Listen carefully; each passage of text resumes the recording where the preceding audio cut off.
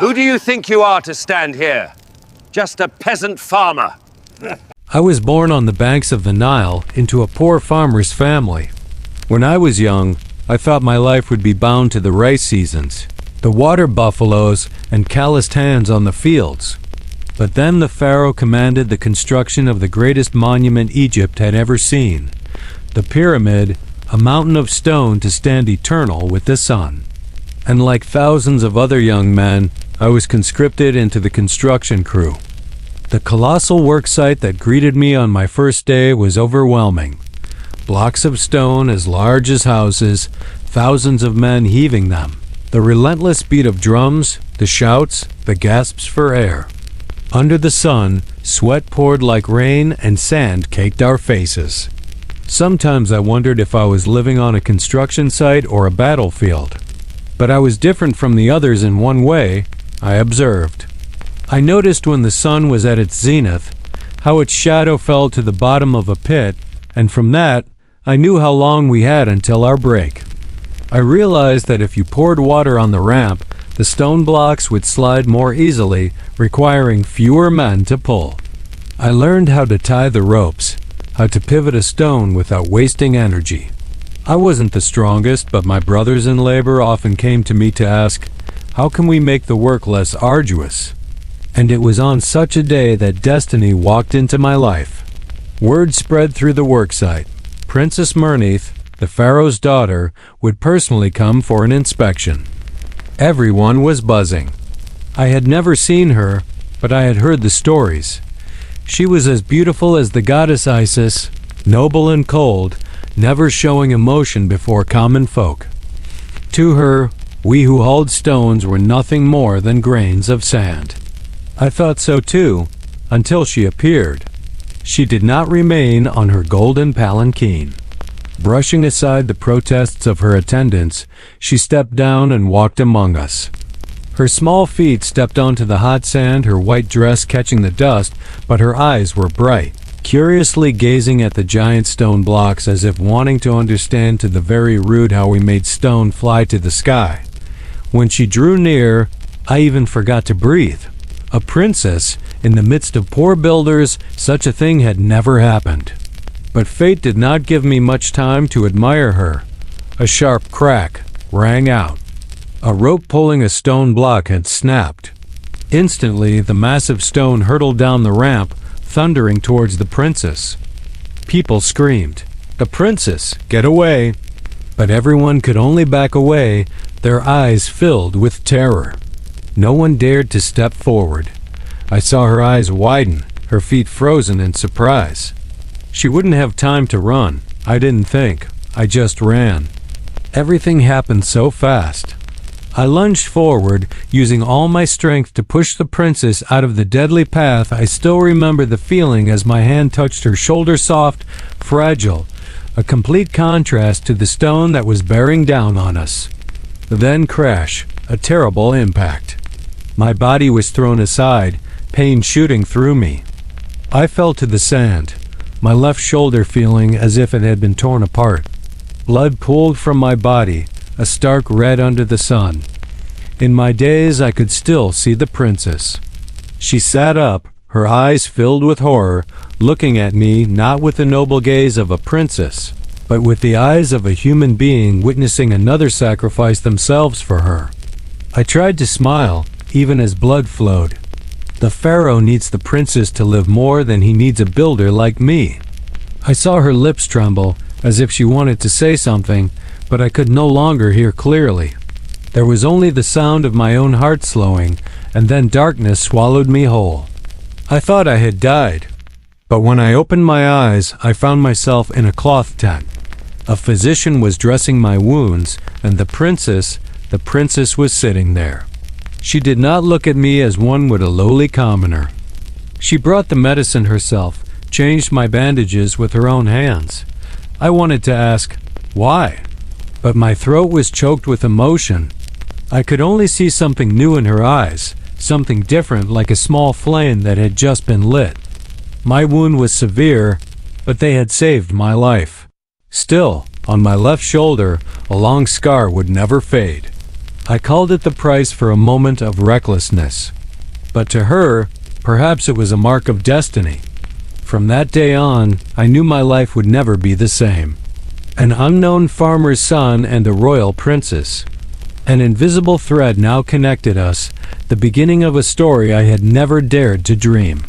When I awoke after days lost in a feverish haze, the first thing I saw was not the stern face of the physician, nor the disdainful gaze of the foreman. It was her eyes, Princess Mernith's. I had thought that day, after I saved her, everything would end. A princess would never remember a lowly builder like me. But I was wrong. She sat there, in the cramped tent filled with the smell of medicine. Her white silk dress was stained with dust, but I had never seen her look more beautiful. The light filtering through the tent cloth illuminated her face, making her eyes seem to hold a hidden fire. I was so surprised I couldn't speak. "Princess, why are you here?" I managed to say, my voice hoarse. She didn't answer right away. She simply placed a jar of medicine beside me, then said, "Out of duty. You saved me." I could not ignore it. She said it was duty, but I knew there was more in her eyes. Every day, she came. At first, I thought it was just a formality, a princess repaying her debt to a builder. But then, day after day, she returned. She changed my bandages with her own hands, her touch gentle on the wound on my left shoulder. Sometimes she would frown slightly, as if she felt the pain herself. I was not used to such tenderness. On the worksite, my hands knew only ropes, stone, blood, and sweat. Her hands were soft and smelled of incense. Every time she touched me, my heart would race. We began to talk. At first, it was just polite questions. "How is the wound today? Have you eaten?" Then, gradually, our conversations grew. She asked me curiously, "How do you all manage to pull those giant blocks of stone?" I smiled and replied, "The secret isn't in strength, but in how you use it. If you know to pour water on the ramp, the stone slides more easily. If you know how to pivot it at an angle, you need fewer men to pull." Her eyes lit up like a child discovering something wonderful. She said, "You make me understand that the wisdom of the common people is also a treasure of this nation." I was silent. No one from the royal family had ever said such a thing to a builder. Time passed, and I don't know when it started, but every morning I began to look forward to her arrival. I didn't dare to admit it, but my heart was no longer my own. One day, she brought me a wooden tablet inscribed with hieroglyphs. "I heard you are clever," she said. "Try reading this." It was a record of the stars, of the seasons of the Nile's flood. I read it slowly, explaining to her how the people use the sun's shadow to tell time, how they watch the star Sirius to predict the floods. She listened, her eyes glistening, sometimes laughing when I said something clumsy. "You are different from anyone I have ever met," she said softly. "How so?" I asked. She smiled. "You do not bow, you do not flatter. You only say what you think." My heart pounded in my chest. For a moment, I forgot she was a princess and I was just a commoner. I saw only her, a person, sitting before me, and I wanted to be with her forever. But then, reality reminded me of my place. One night, I heard the guards whispering outside my tent. "Why does the princess spend so much time with a builder? What will people say if they find out? Be careful. If the Pharaoh learns of this, that boy will lose his head immediately." Those words were like a knife to my heart. I knew my feelings were forbidden. She belonged to the throne, and I was just a grain of sand beneath her feet. There was a whole sky of difference between us. But I also knew the heart does not listen to reason. One evening, as the red sun set over the worksite, she stood at the entrance of the tent, looking out at the thousands of men still toiling away. She asked softly, "Do you have a dream?" I was silent for a long moment, then answered, "I dream of an Egypt where everyone can see justice and light equally. Not just the Pharaoh, not just the royal family, but also the stone haulers, the field plowers, that they too may live as human beings. She turned to look at me, her eyes blazing. You speak so differently from the empty words I hear in the palace. You make me believe there is another world beyond those walls. We looked at each other. Without words, I knew that the same flame had been lit in her heart. A forbidden flame, but the more it was forbidden, the more fiercely it burned. That night, I lay looking at the scar on my shoulder. It still ached, but I had no regrets. Because of it, I had been given the chance to see the princess not as a distant figure, but as a real, warm, and close human being. I knew there would be many obstacles, many dangers ahead for us, but no matter what, I could not go back to how things were, because my heart already belonged to her. The day I left the medical tent, my wound had scarred over. My arm still ached whenever I pulled on the ropes, but I returned to the worksite as if I had never fallen. My fellow builders looked at the scar with respect, while the guards watched me with suspicious eyes. I don't care, because in my heart, another fire burns, a fire named Murnith. She no longer came to the construction site as often as before. The court's eyes were too sharp, but just a glimpse of her figure on the palanquin, or a smile she secretly gave me from afar, was enough to fill my heart with strength. But that fire was about to face a storm. One afternoon, as the crew and I were hauling the last stone blocks for the 10th step, news spread like a desert wind. Foreign troops had gathered at the eastern border. They brought with them cavalry, war chariots, and gleaming swords and spears. The workers whispered, "They will pour in like a storm. The Pharaoh must have a plan, or Egypt will be engulfed in flames." I remained silent. In my heart, a nagging worry arose. I knew that the great decisions would never be in our hands, the common people. But that worry was not only for the country, but also for her. Not long after, an order came from the royal palace.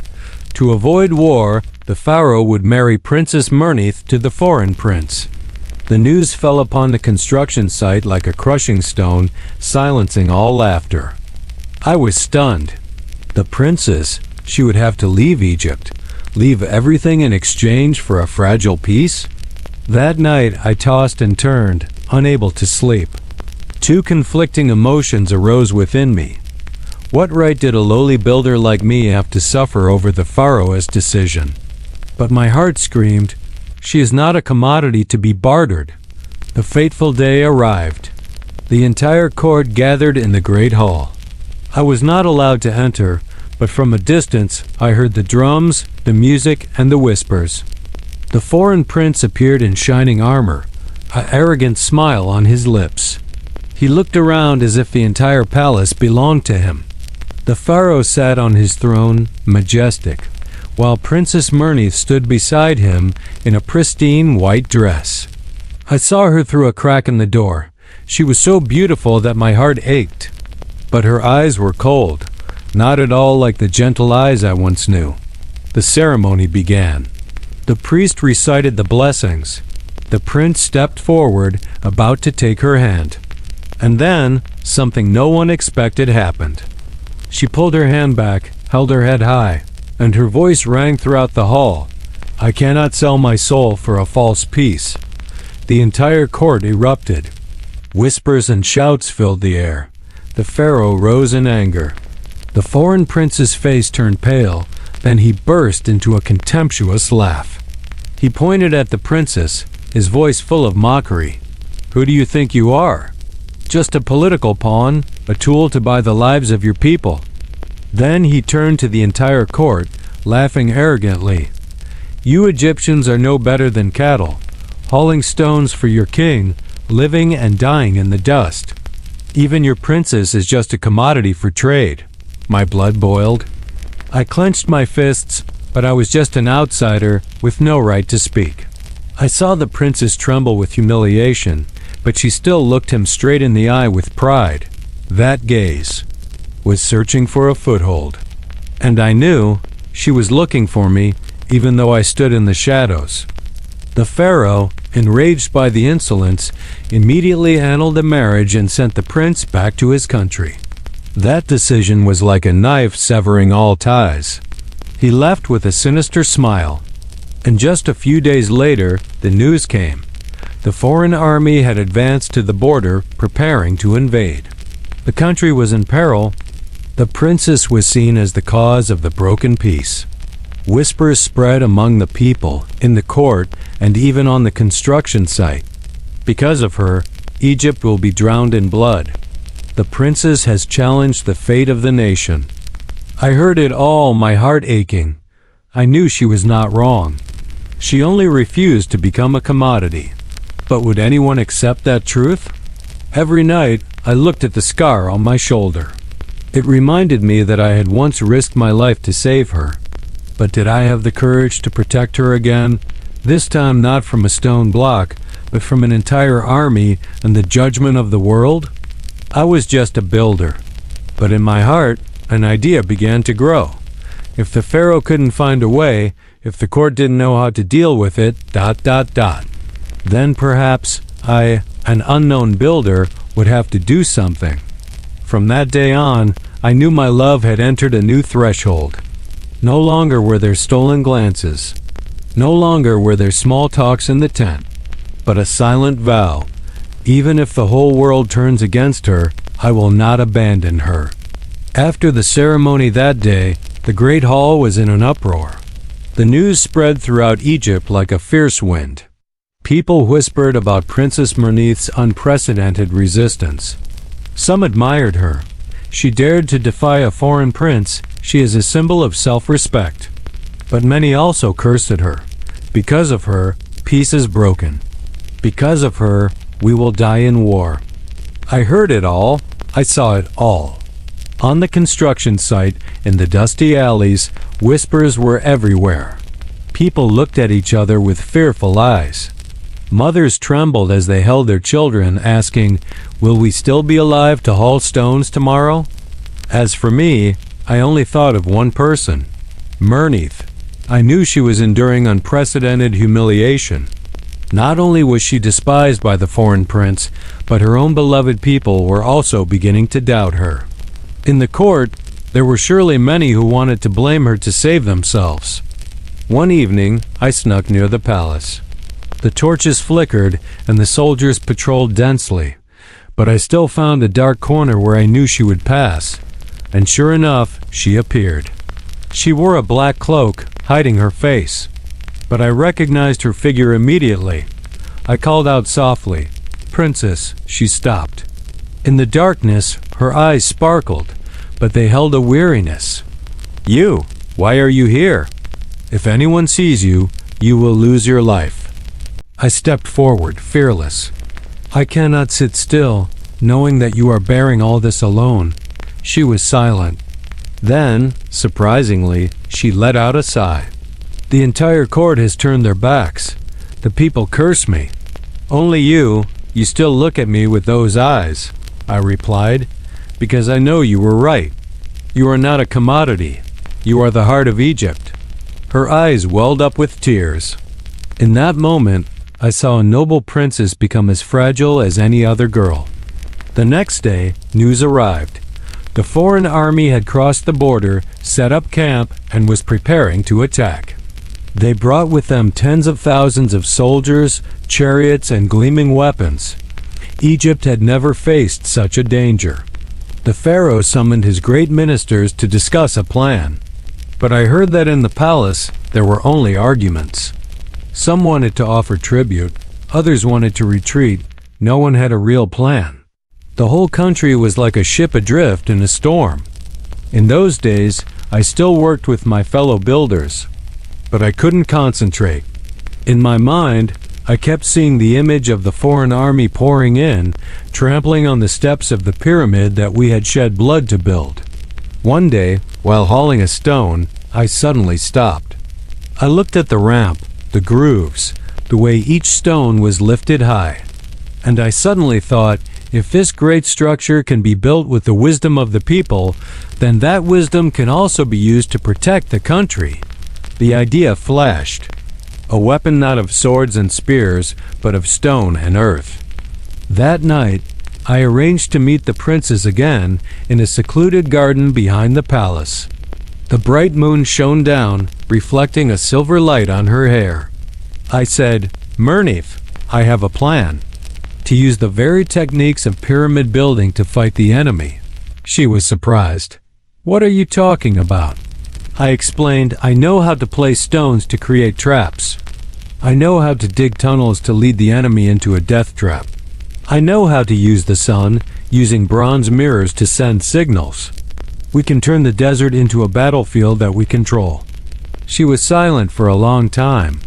Then her lips curved into a smile I had never seen so radiant. "You are a builder, but in your heart, you have the wisdom of a general." I shook my head. "No, I am just a commoner. But it is the common people who understand the true strength of this country." She took my hand. For the first time, she touched me without any fear. "I believe you." That evening, I looked up at the starry sky and made a silent promise. If I must shed blood, I will shed blood. If I must die, I will die. But I will not let Egypt fall.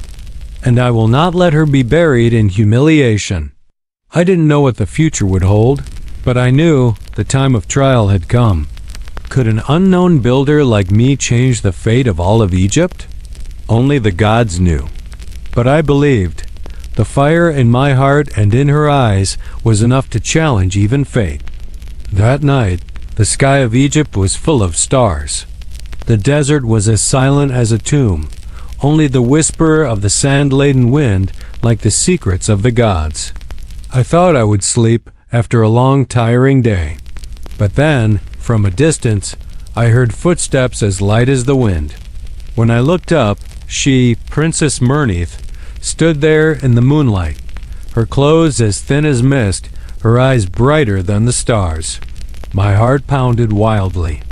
I knelt, stammering, "Princess, why are you here?" She placed a finger on her lips, signaling for silence.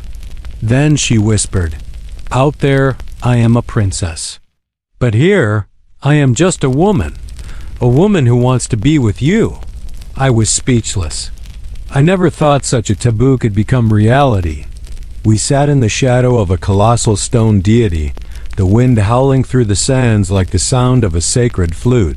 She gently touched the scar on my shoulder, the wound from the day I saved her from the falling stone. "You gave your blood in exchange for my life," she whispered, "so I will give my heart in return for yours." When her hand rested on my chest, I felt a flame ignite, spreading through my entire body. I don't remember when I first pulled her into my arms.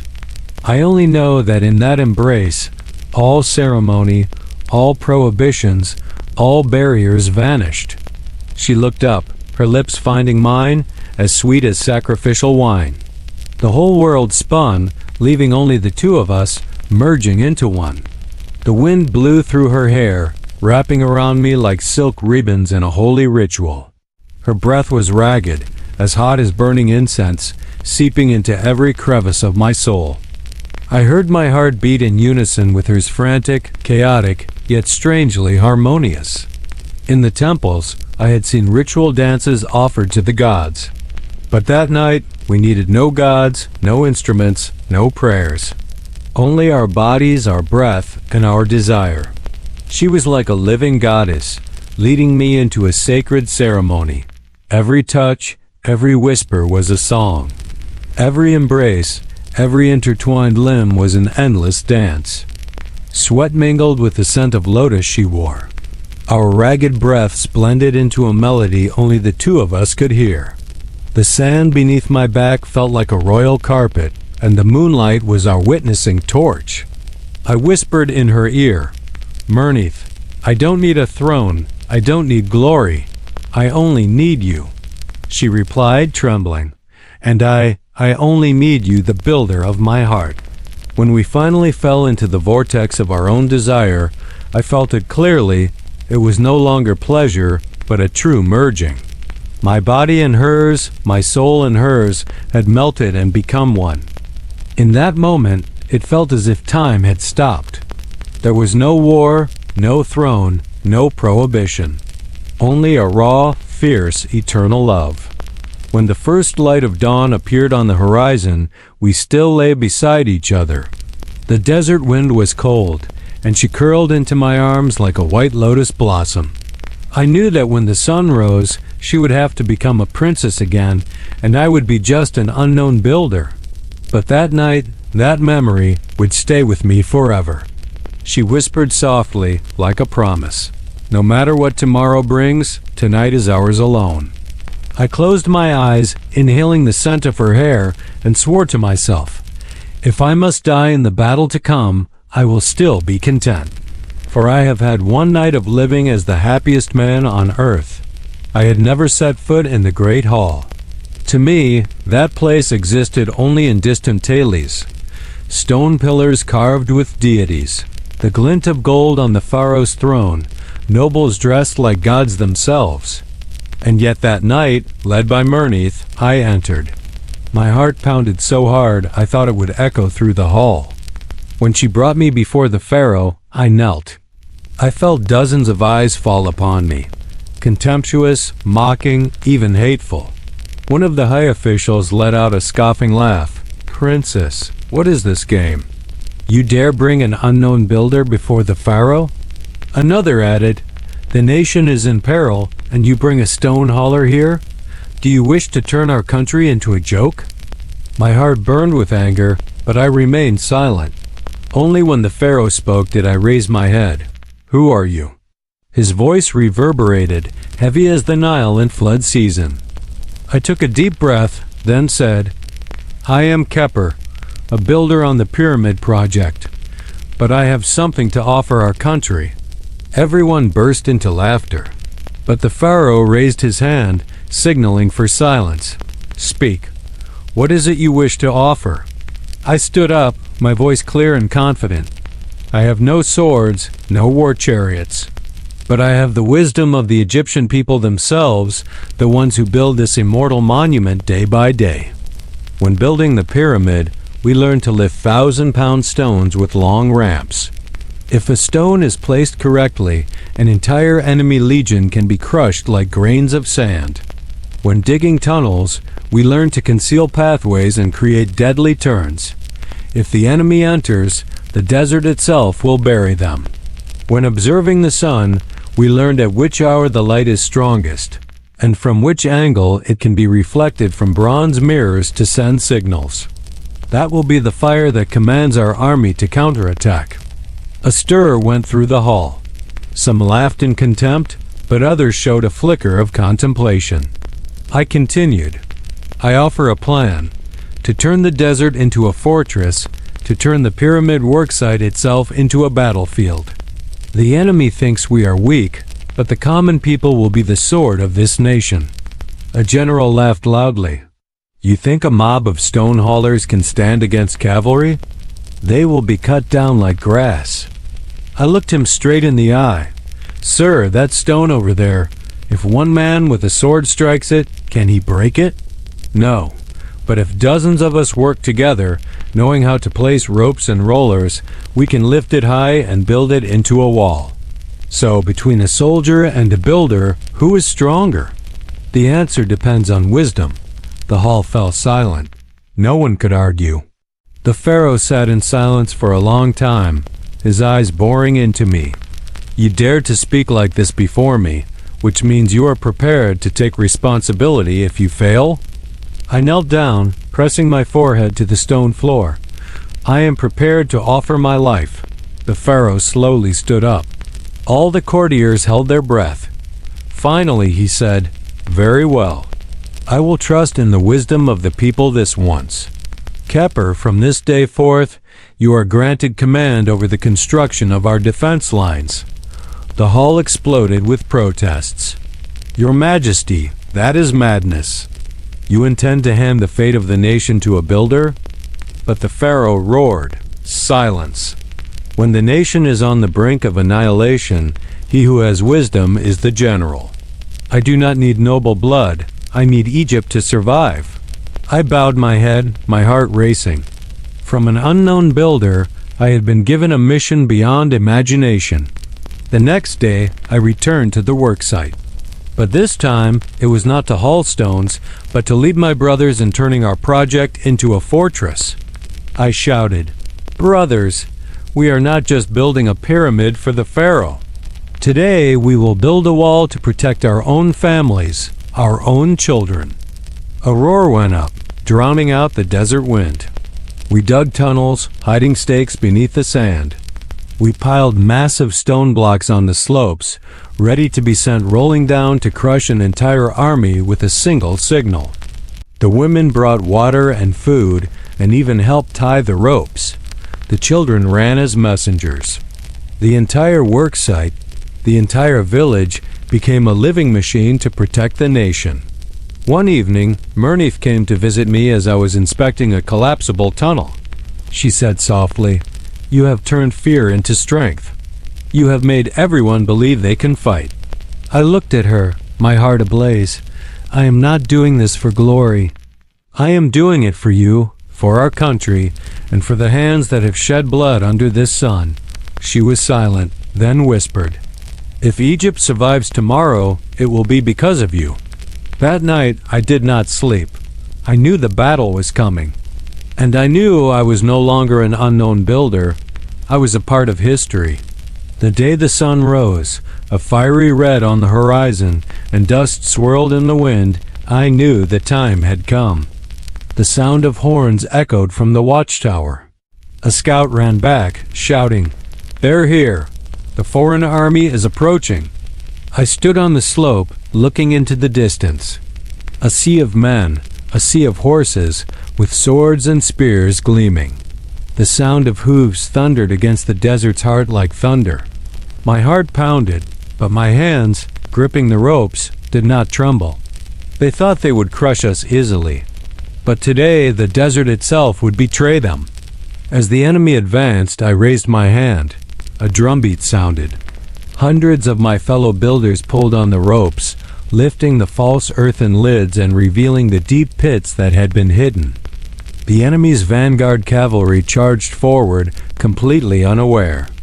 In an instant, dozens of horses and riders plunged into the pits. Piercing screams echoed.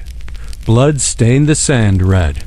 Those behind them panicked, surging forward and creating chaos. I roared, "Now is the time." My brothers pulled the latches in unison.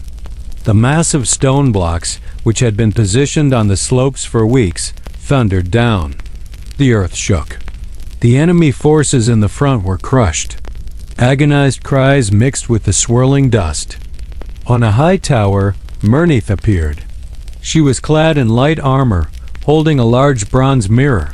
As the sun reached its zenith, she tilted the mirror, reflecting a blinding light. It was the signal. The ambush troops rose up from behind the hills and from the hidden trenches in unison. She waved a flag red, then green, then white. Each color was a command. Our forces moved like a river, surrounding each wing of the enemy army. Through the smoke and dust, I looked up and saw her, shining like an incarnation of the goddess Isis. My heart burned. I knew I was not fighting alone. The battle raged until the sun sank in the west. I threw myself into the heart of the battlefield, spear in hand, my shoulders soaked in blood. And then I came face to face with him, the foreign prince. He sat on his horse, his armor gleaming, his eyes blazing with hatred. "It's you," he roared, pointing his spear at me. "You vile peasant. You are the one who ruined everything." I tightened my grip on my spear. "No, it was you who looked down upon this nation. Today you will taste defeat." He charged. His horse was like thunder. The tip of his spear cut through the air. I leaned aside, dodging the thrust, then stabbed back at the horse's thigh. The horse shrieked and collapsed. He rolled to the ground. We fought in the swirling sand, swords and spears clashing violently. He was strong, trained as a warrior, but I did not retreat, for behind me was Egypt, and behind me was her. Finally, I spun around and brought my sword to his throat. He panted. his eyes still burning with hatred. But I did not kill him. I roared for the entire battlefield to hear. Your prince has been defeated. Egypt will not yield. The enemy soldiers froze. Their ranks broke. Cries for retreat rang out. Victory did not come without a price. As the enemy fled, I looked around. Blood was everywhere. My brothers, the builders, had fallen, their hands that once held stones now still. I knelt beside a friend, his hand still tangled in a rope. He smiled, gasping for breath. We saved Egypt. Then he fell silent. Tears streamed down my face. I looked up and saw the princess on the tower, her eyes also red. But she did not weep. She stood there like a flame, letting everyone know that Egypt was eternal. As the sun set, the enemy was scattered, leaving behind a field of corpses. Our army, despite its losses, cheered. Egypt, Egypt, eternal. I stood amidst the cheers, covered in blood and sand, my heart pounding. I had never felt so small, yet I had never felt so great, because I knew that today an unknown builder had helped to save the throne. When the sun fell in the west, the battlefield was left with only dust and dark blood. The foreign army had fled, leaving behind their weapons, their chariots, and their dead. The entire desert was heavy with the smell of rust, sweat, and the choked sobs of the survivors. I stood there, my legs trembling but my heart ablaze. Egypt had survived. The next day, the army returned to the city. There were no joyous cheers of victory, but the slow beat of drums and cries of mourning mixed with the shouts of "Egypt is eternal." People on both sides of the road knelt, offering lotus flowers and tossing white sand at the feet of the returning warriors. They wept for the fallen, but their eyes still shone with pride. As I walked past, I saw their gazes turn to me. No longer the scornful looks for an unknown stone hauler, but respect. They called me by words I never thought would be for someone like me. The savior of Egypt, our hero. My throat tightened. I knew the credit did not belong to me alone, but to all the hands that had shed blood. Yet, a strange fire still burned brightly within me. I was brought into the great hall. There were still the same tall pillars carved with deities, the light streaming through the high windows, illuminating the throne of solid gold. The Pharaoh sat there, majestic, his brow furrowed with the fatigue of the long days. Beside him was Princess Mernith, her face still resolute, but her eyes were red-rimmed. The court was filled with whispers. Some still looked at me with hatred, but no one dared to speak. For they all knew, without me, Egypt would have been enslaved. The Pharaoh stood, his voice echoing. "Oh, all you of the court, oh, people of Egypt! This young man Kheper is not of noble blood. He carries no mighty sword. Yet he used the wisdom of the people to turn the desert into a battlefield and death into life. Because of him, this throne, this nation, still stands." I knelt, my head touching the floor. My heart trembled as if it would burst. "Your Majesty, the credit does not belong to me alone. It belongs to all the people who built the walls, pulled the ropes, and dug the tunnels. I merely contributed a small idea." The Pharaoh boomed. "It is that humility that makes you greater than them all." He raised his hand and declared majestically, "From this day on, you will no longer be an unknown builder. You will be an example for this entire nation, proof that Egypt endures not only through the gods, but through the strength of its people." The hall was silent for a moment, then a unified chant slowly began to rise. "Kheper, Kheper, hero of Egypt." I looked up and met Mernith's gaze. She said nothing, but her smile was as radiant as the dawn. In that moment, I forgot all the blood, all the pain, and was left with only pure happiness.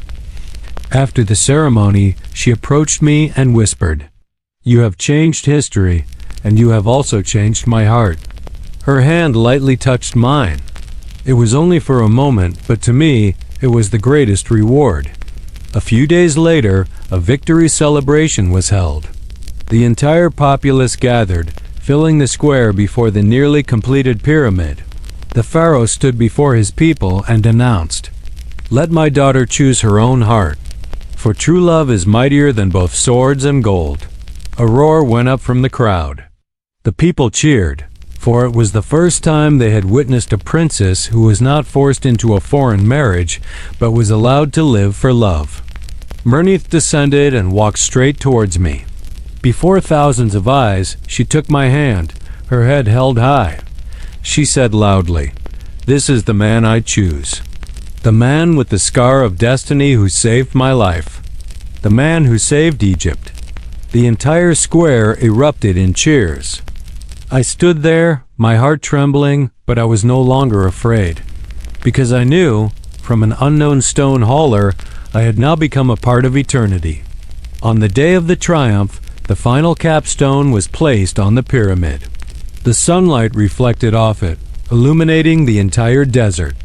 I held her hand, looking up at the fiery peak. In that moment, I saw the meaning of my whole life: love, wisdom, and courage.